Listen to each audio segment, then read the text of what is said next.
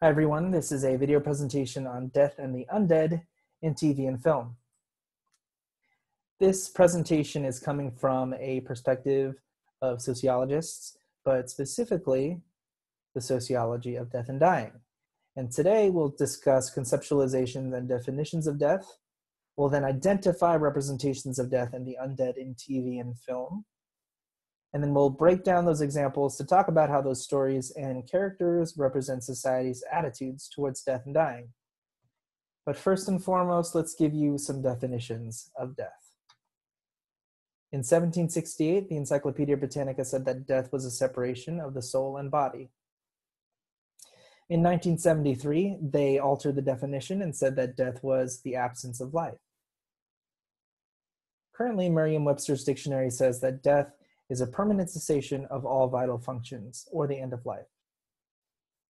Truthfully, death is difficult to define, it's difficult to describe, and it's difficult to pinpoint the exact moment of death.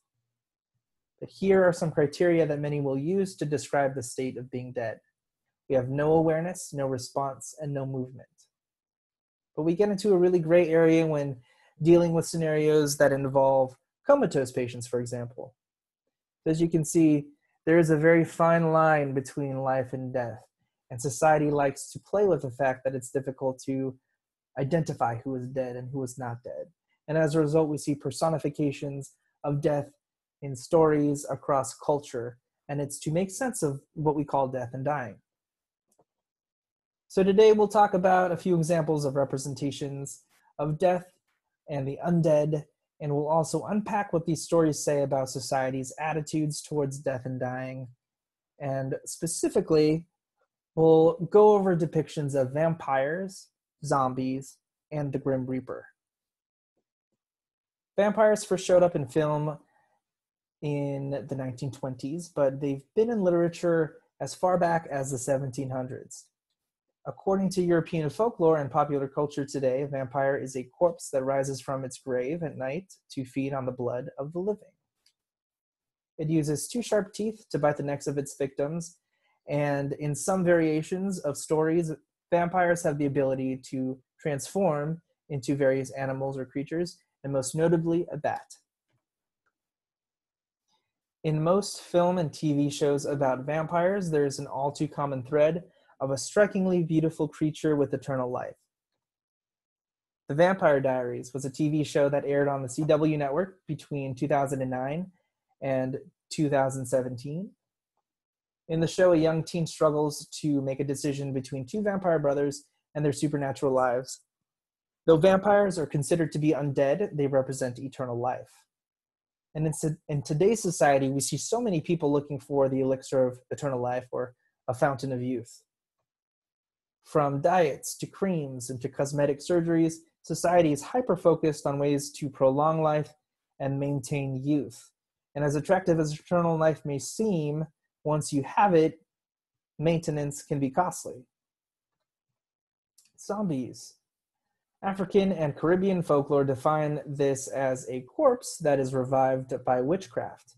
But in popular culture today, a zombie is depicted as a human turned into a corpse-like creature via virus or bite from another zombie.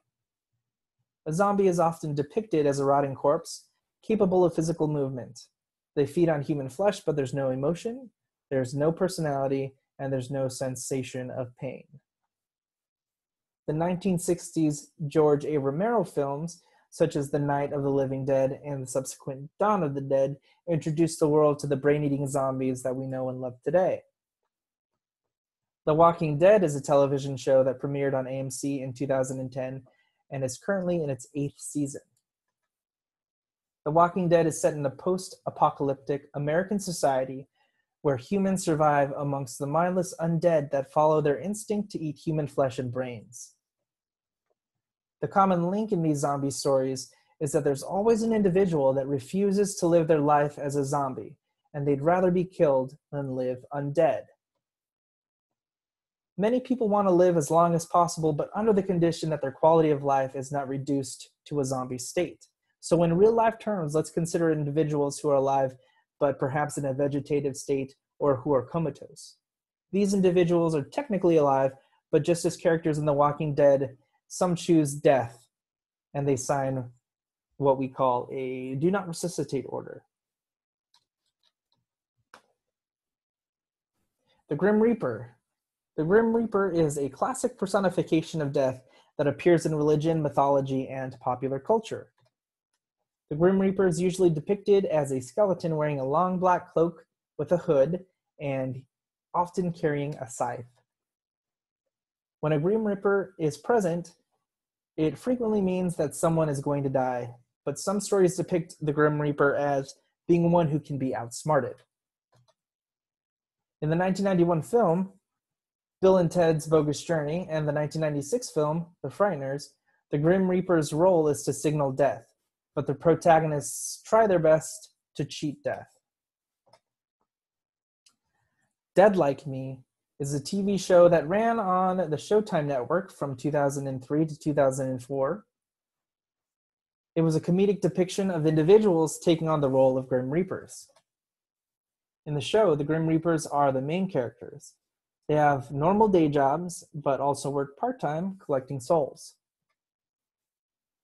The show only ran for 2 seasons, but made a point that even death is a normal, sometimes mundane, part of life.